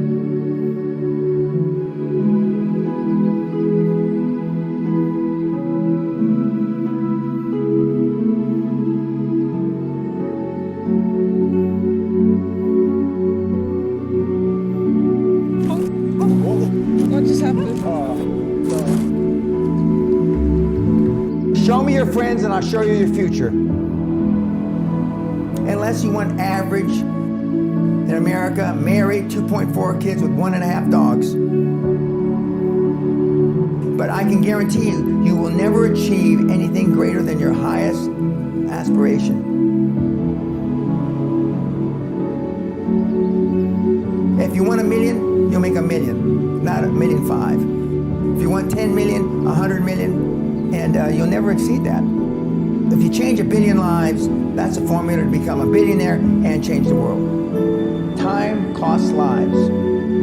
Show me your friends and I'll show you your future. You want to know why you're all up? Just look at the bums you hang around with. I do what you don't want to do, that you know that you got to do to be where you want to be. Ted Turner just gave his 75th anniversary party on CNN a few months ago. And he makes a couple of comments, and he says, number one, and I'm not suggesting this for everybody, it's how I lived though. First 10 years of my starting CNN, I slept on my couch. I didn't have an apartment. Bill Gates slept in the office. Steve Jobs slept in the office. And I can go down a whole list. Now these are super successful, mega wealthy guys. I slept in my office. Not everybody's willing to make that sacrifice. but it's not the only thing. But even if you don't sleep in your office, if you want to send your kids to a better school, if you want to be able to take care of your mother when she gets dementia, if you want to, this all takes money.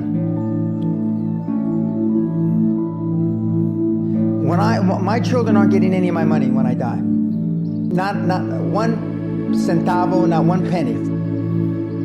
And 2 of my kids are cool with it. One of them's not so cool with it.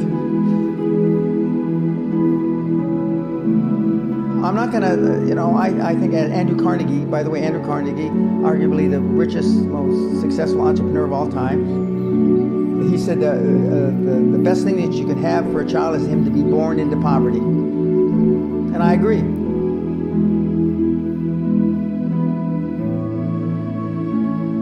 Lack of self-esteem, lack of self-worth. Now they think they have self-worth. They think because they made a few bucks. But in actuality, and when they measure it against the other 8, 10, 12 people sitting around the table, they realize, or they start to question, hell, maybe I was just lucky. Now, all of us, when you're only a one-trick guy or gal, think, was I lucky? Now, I've done it so many times, I know I wasn't lucky. I might have been lucky the first time, but I haven't been lucky the 15, 20, 40, 50, I know that. Okay. But maybe I was lucky the first time. But my life changed when I was pretty much a haphazard kid, got in a lot of trouble, got arrested 4 or 5 times, thrown in jail, and this was with my dad's a cop. But then I volunteered for the draft in 1966, at the height of the Vietnam War, and I went to OCS, and that changed my life, because it was the really first real high-performance thing that I could measure myself against with other people. 2/3 of all Fortune 500 CEOs have one thing in common: military background. Really? 2/3 of those 2/3 have something else: martial arts. What do you learn in martial arts, Brian? Discipline, focus. A lot of people don't believe they deserve to be there. I convince them, and we have these drills, why you belong there. A lot of people that come there, with money, that have made money, think they made it by accident. Right. I just had one of my superstars who's made $100 million tell me in the last week, I'm not sure I'm going to have another lucky accident. And I said, you did it. I mean, you tried a lot of things. I believe Thomas Edison, I wouldn't have done it 10,000 times. Okay. I would have hired an engineer from MIT to do it. But I mean, I've tried a lot of things. Nobody's failed at more things than I have, and the first 100 million are successes, but I could write a book about failures that'd be, because I've tried a lot of different things, because failure is just testing.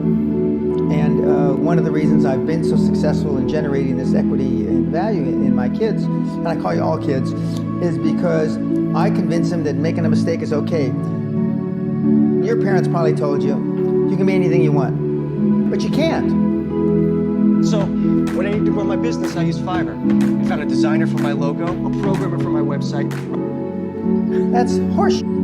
You can't. If it's all juxtaposed. So, but what you tell them is that you can do anything you want that you have passion for, because that eliminates most of the crap. Because most people don't follow their dream. Like they say in The Sound of Music, you can't have a dream come true unless you have a dream. Now, I still dream. I dream in Technicolor. I say my affirmations and goals every single night. It's bloody hard to be a high-performance person. Perfection equals paralysis. If you left it to engineers, no car would ever come off the assembly line. No car would ever come off the assembly line, and I've been in business with enough engineers, I can attest to that with my hand on my heart. They'd still be trying to make it better. And the internet business is very much the same. The internet kids want to test and test and test, and they want the landing page to be this. Roll it out. The great thing about the internet is your results are instantaneous. If something that I'm overseeing at the Concord level, 60,000 feet, doesn't work in 2 days, forget about it, move on. And today at our meeting, now the young kids are We ran it 3 days, sir, and we closed it down. And they are thinking I'm going to ask why. I said, no, that's fine. Next. Because without them making mistakes and without them being allowed to make the decision, they never get any better. And 95% of the time, I know probably better than they do. We're never going to be able to know everything or have them know everything unless they make mistakes and get comfortable with making mistakes. What gets measured gets accomplished. Without measurement, you're just fooling yourself. Before I had any money, I used to go to the Rolls-Royce dealers and sit in the cars and smell the leather, touch the leather, okay? I went to $1 million houses, and my wife and I would walk through the house, and they'd say, when are your parents getting here, kids? No, we are the buyers. Practice within when you're without. Practice being successful. How many people listening to this today practice being successful today? Through affirmations, through going to the Rolls-Royce dealer, maybe Lamborghini, maybe something else. In my particular case, it was Rolls-Royce. And within a year of me going to the Rolls-Royce dealer, I had a Rolls, okay? Within 19 months of me dreaming and adding it to my goals, a castle on an island, I own Guthrie Castle. 19 months. Okay. Go to stores you can't afford. Go hire lawyers you can't afford. Lawyers will meet with anybody. Accountants will meet with anybody. Go to the big 4 accountants with a business idea. The first couple meetings are for free. Jettison probably a lot of the people you'll hang around with. If you have poor public speaking skills, join Toastmasters. Do these. If you went to a good school and you're not successful, go to the alumni deals. Okay? I didn't go to a good school. I'm a perfect living example that a lot of trouble as a kid, working class background, my parents, went to just a mediocre university that I flunked out of 3 times before I finally graduated with honors, but and had no money to begin with, $820. So it's all possible. But I devoted myself to feeling successful. I was wearing suits like this before I could afford them. Most people procrastinate because they're unsure, so just do it. And but I've never had a problem just doing it, because one of the things is you learn as a young combat infantry officer is time costs lives.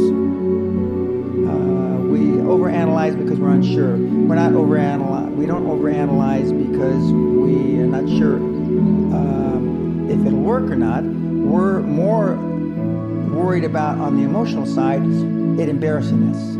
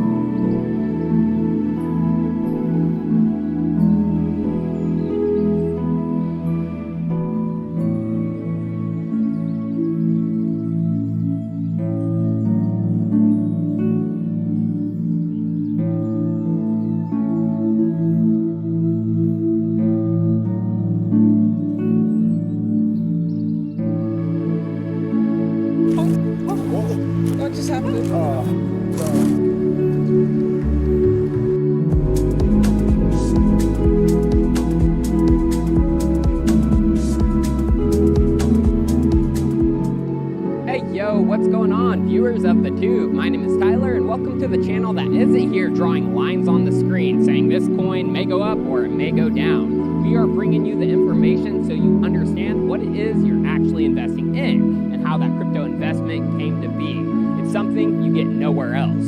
It's time for Chico Crypto.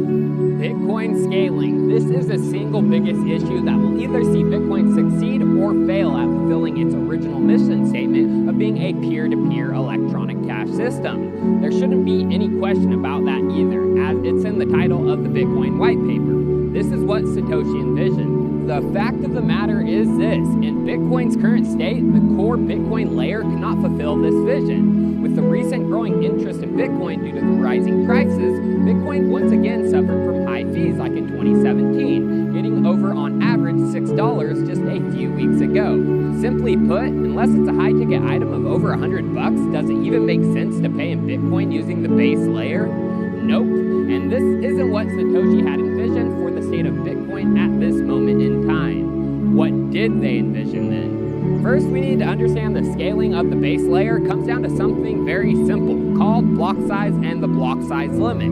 The block is where all transactional data is stored, basically the loading space of a truck, and it contains all the transactions that were confirmed within that block. A small limit like 1 megabyte means less transactions, and a large limit like 32 megabytes mean more transactions. Now, a little history lesson for you all. When the original Bitcoin code was released on January 3rd, 2009, there was no 1 megabyte block size limit like today, but capped out at 32 megabytes. After about a year of Bitcoin out in the wild, Satoshi secretly added in a 1 megabyte block size limit with this commit to the code. There was no explanation, and he didn't tell anyone about the change to the code. He left it for people to discover themselves. And according to Thamos, current owner and operator of Bitcoin Talk Forum, who had close contact with Satoshi, he rarely explained his motivations for anything.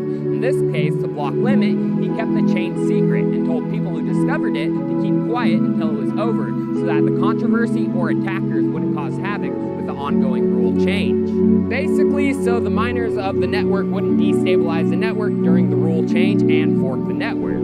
But why was the block limit of 1 megabyte implemented at all? Like Thamos said, Satoshi never explained it, but you can guess the large blocks were not needed at the time, and he knew some miners might decide to produce bigger blocks that other miners were willing to accept, and the chain could split, thus implementing it for the long-term health of the network during its infancy.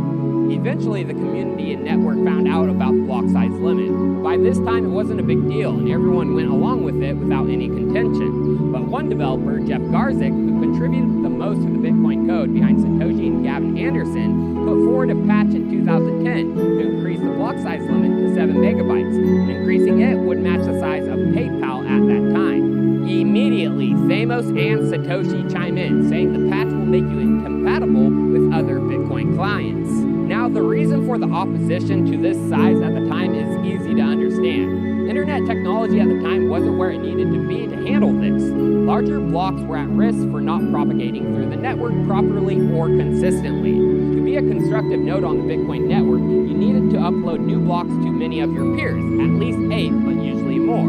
So at 7 megabytes times 7 bits times 8 peers divided by 30 seconds, this means the block would require at least 13 megabits upload, which a majority of the people didn't have those internet speeds at that time. But as we can see below, Satoshi did say we can phase in a change later if we get close to needing it, in regards to increasing the block size. And as we can see farther down in the thread, Satoshi even announces how to phase in an increased block size and explains how it can be implemented without disturbing the network.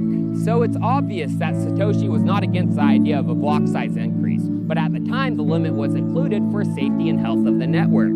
That is where his words on that thread end, but in different threads and emails, Satoshi gives us some more insight into what he envisioned into the future.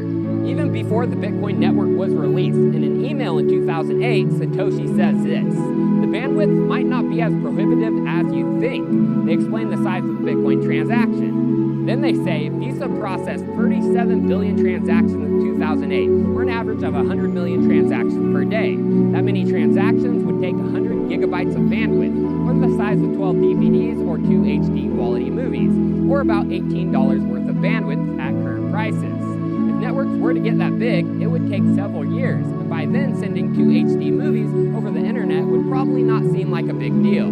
Well, here we are today, and sending HD movies over the internet is no big deal. But the Bitcoin blockchain isn't taking 100 gigabytes of bandwidth per day.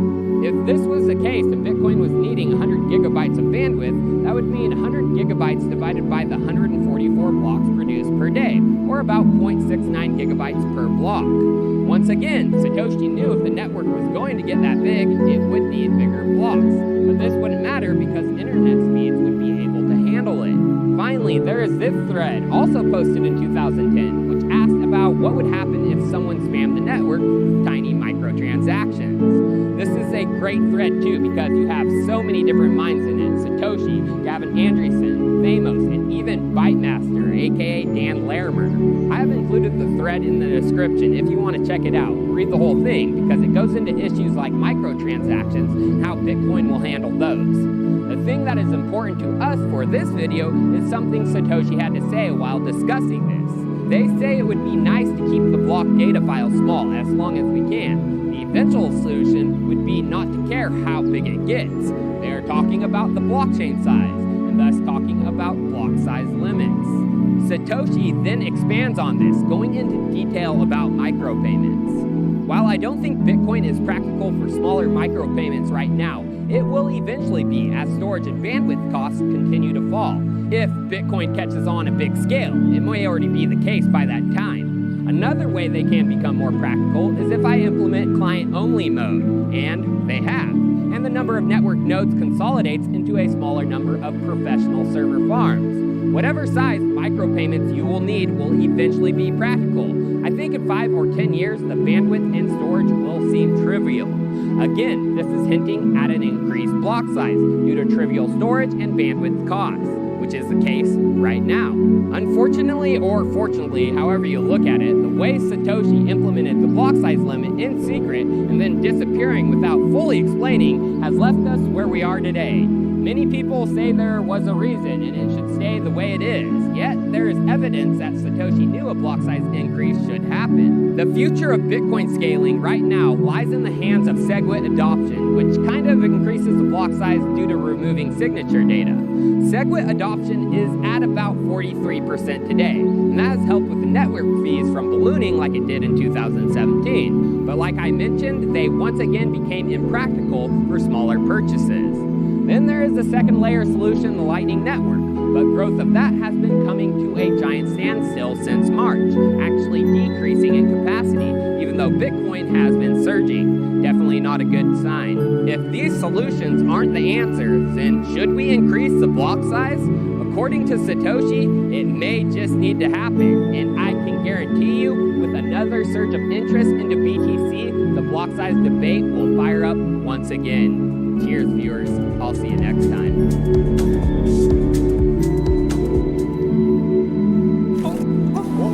What just happened?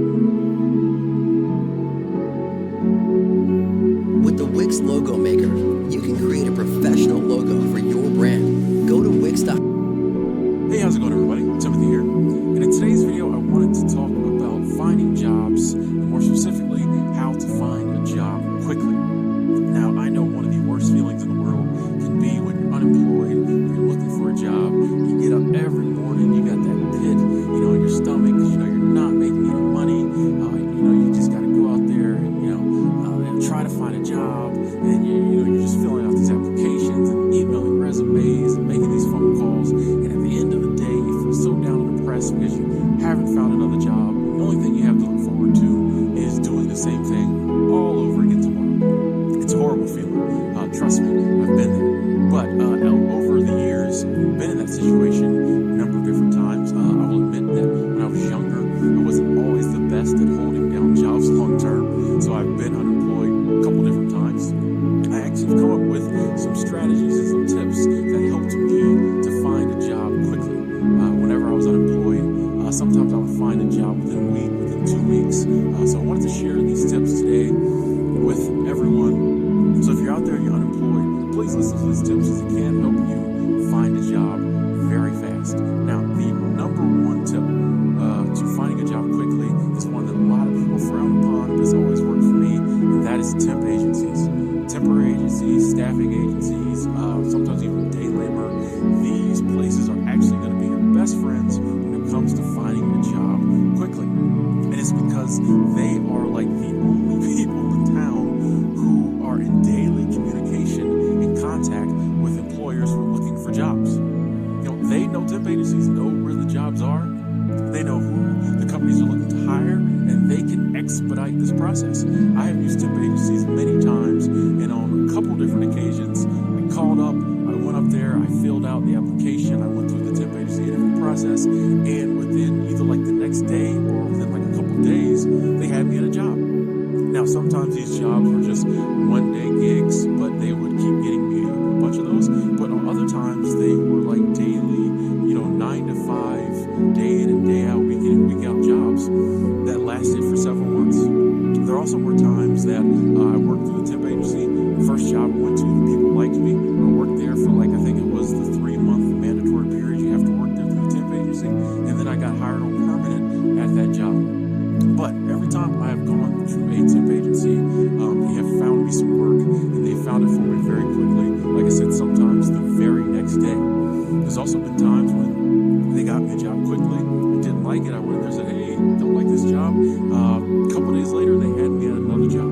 So I highly recommend one of the first things you do the day you get laid off, the day you quit, whatever happens, or the next day, definitely sometime within that week. If you want to take a couple days to enjoy being unemployed, go ahead.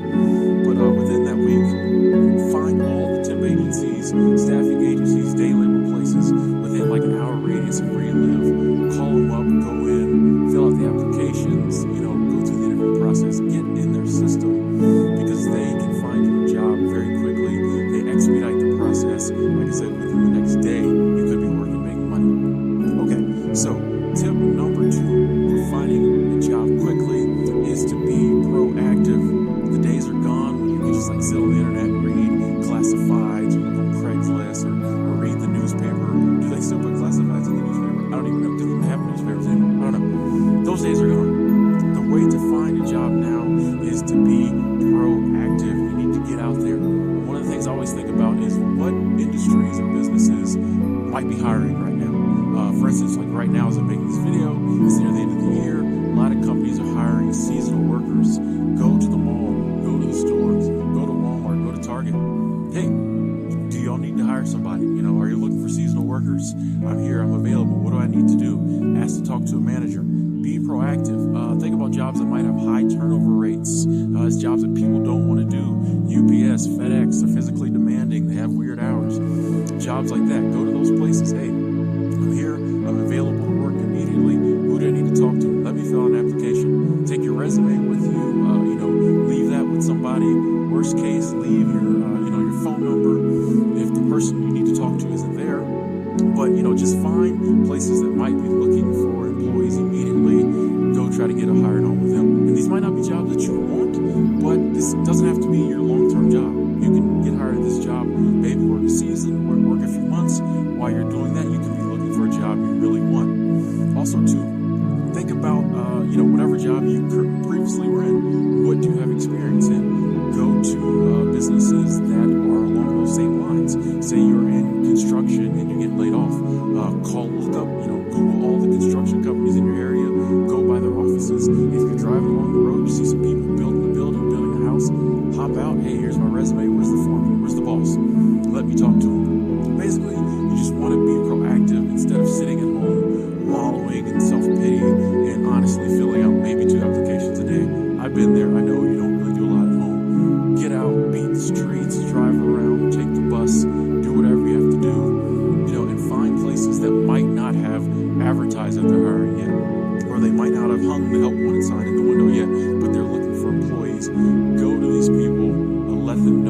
you have experience, you're willing to work. That says a lot to people. I mean, if you think about it, if you're a hiring manager or you are a store manager, would you rather sift through 20 applications a day, or would you rather be able to just have somebody walk in and say, hey, I'm here?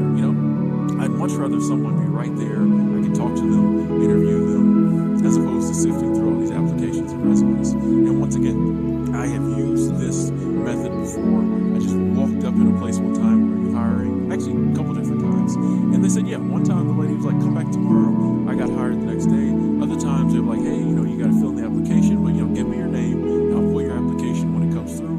They did. Within a week, got a job. So this method does work. And now my final method is one that's kind of new to this day and age, and that is using your social media network to help you find a job.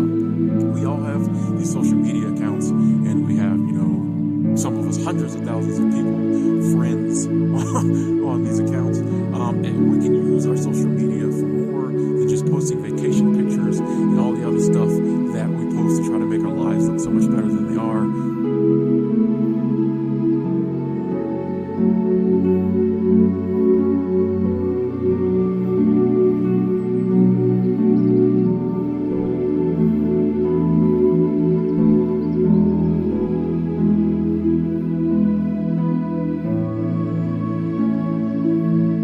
Hey, what's good, YouTube? I got something exciting to share with you today. I'm going to show you 10 websites that will pay you every single day just by working with them from the comfort of your own home. Now, the good thing about most of these companies that I'm going to show you is you don't have to work a set schedule. You can work anytime you want, and you don't need any experience. This is going to be a good video, so stay tuned.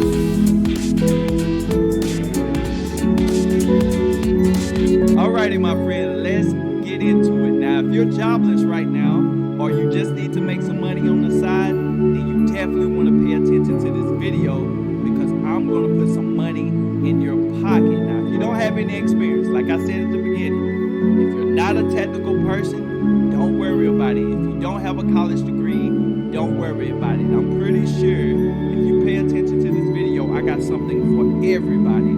Now, you definitely want to pay attention all the way through, because out of these 10 jobs that I'm going to be sharing with you, I'm going to reveal my favorite ones. Now, let's jump into it. Okay, my friend, the first job that I have for you today is a company called Field Agent. And you get paid with this company by utilizing their app.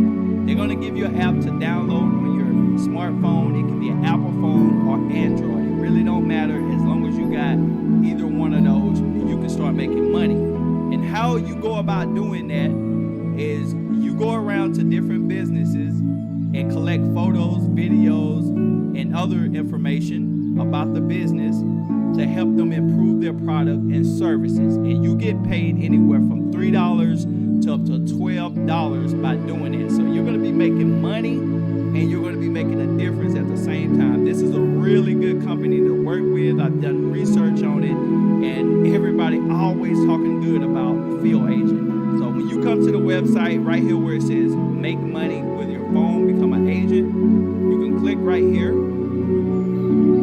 And this video will go into more detail on how this app works. It's pretty straightforward, guys. So you can get started making money every single day. They pay every single day via PayPal. Now, the second job that I have for you is a company called Lime. You probably heard me talk about this company in a past video that I've done. And basically what Lime is a scooter renting service. It's very similar to Uber and Lyft. And you can get paid by charging up electric scooters. It's pretty easy, guys. And just like with the other company, they're going to give you an app to utilize. And the app has a map on it. It's going to show you where all the scooters at in your location that needs to be charged. And you just go pick the scooter up. You scan it with the app. It's got a little QR code on it. You scan it with the app. You load it up in your vehicle. You take it home and you charge it. You put it out. You have to put the scooters out anywhere before 7 a.m. And when you do that, you get paid same day. And this company right here can pay you anywhere from $5 to up to $15 per scooter. And they they also will give you 3 chargers to work with. It's just like charging up a phone. It's very simple to do. Now, to get started with Lime, you go right here where it says charge. Definitely worth checking out. Now, number 4, scroll down. You can check out their social media. You can check out becoming a freelancer, and you can start working with them. Start today. Okay, let's head on over to number 3, and this company is called OneSpace, and you can get paid by becoming a freelancer with OneSpace. They will pay you to enter receipts into a database. They will pay you to write content, articles, and things like that. This company will also pay you to do research work. So I'm pretty sure that there's something for everybody here. If you're interested in this company, you can definitely come to the website and see what they're about. You can scroll down.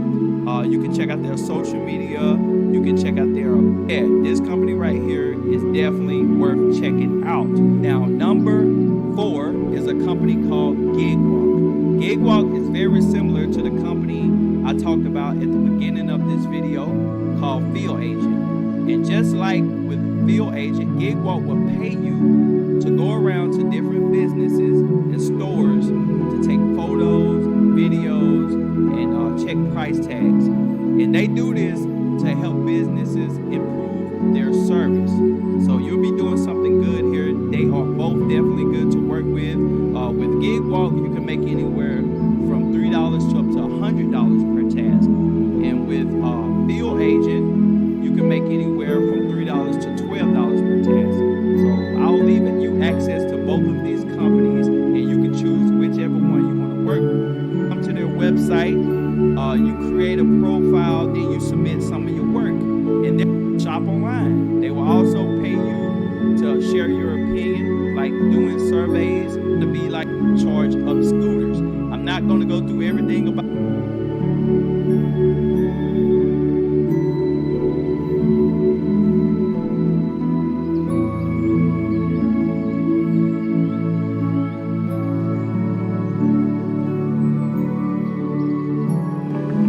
testing from InstaPage, we allow you to quickly and easily test multiple variations. Ready, steady, go.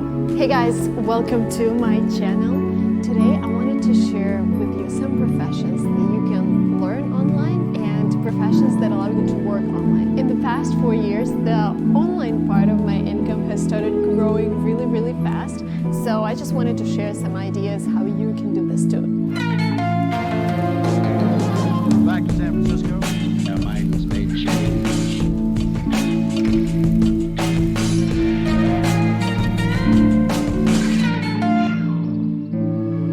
In this video, I'm going to talk about professions that you can either start doing right now or take a 2-3 week or maybe like 2-month course online and start working. Profession number 1, translating. What I found about translating, it's better to different speaker instantly search internet, instant pay. This blog. Editing, nothing. I just filmed a video with my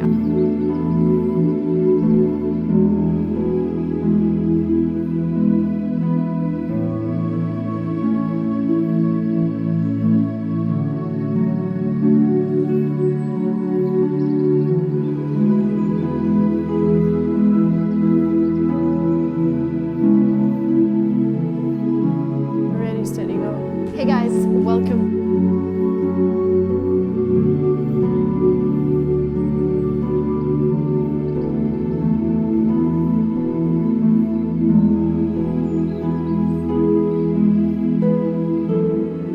Hey guys, Big Square, great news, exciting news just announced from the DOJ that they're going after the big tech, going after Google and Amazon and all the criminals there who are destroying free speech.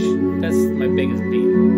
Not to mention destroying the earning potential for anybody who disagrees with their beliefs, which is illegal. But here's the word. Tech stocks tumble after DOJ launches board antitrust review of big tech. Just 1 week after the tech world's most visible, conservative, and entrepreneur to back Donald J. Trump Peter Thiel slammed treasonous Google for agreeing to work closely with China, trying to get its search engine back into the Chinese market while deciding to let the U.S. Defense Department contract that gave the military access to its artificial intelligence tools lapse. I would argue that it was the military intelligence that created these big tech companies. And most of them I have a lot of proof on, especially YouTube. Thiel's lament has made its way to the very top, and moments ago, Wall Street Journal reported that the DOJ was opening a broad antitrust review into whether dominant technology firms are unlawfully stifling competition. Absolutely they are. They are criminal.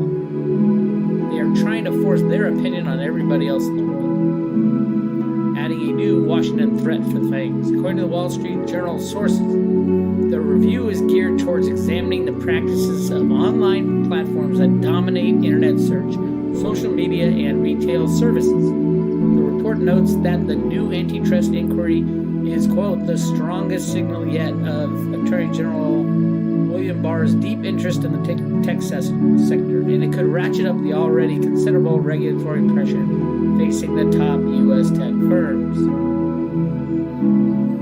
To be sure, the review, which is designed to go above and beyond recent plans for scrutinizing the tech sector that were crafted by the Department of the Federal Trade Commission, has certainly spooked investors in the U.S. mega-tech names that promptly tumbled after them. A side benefit of doing this is having the stock market start to tumble. You got tariffs, you got all kinds of things firing off. They want to destroy the system. As the journal adds, the two agencies which share antitrust enforcement authority in recent months worked out which one of them would take the lead on exploring different issues involving the big four tech firms. Those turf agreements caused a stir in the tech industry and rattled investors. Now remember, a lot of these big tech guys are part of the pedo rings too. I'm just saying. Now the new Justice Department review could amplify the risk because some of those companies could face antitrust claims from the Justice Department and FTC. Meanwhile, the DOJ will examine issues including how the most dominant tech firms have grown in size and might and expanded their reach into additional businesses. Justice Department also is interested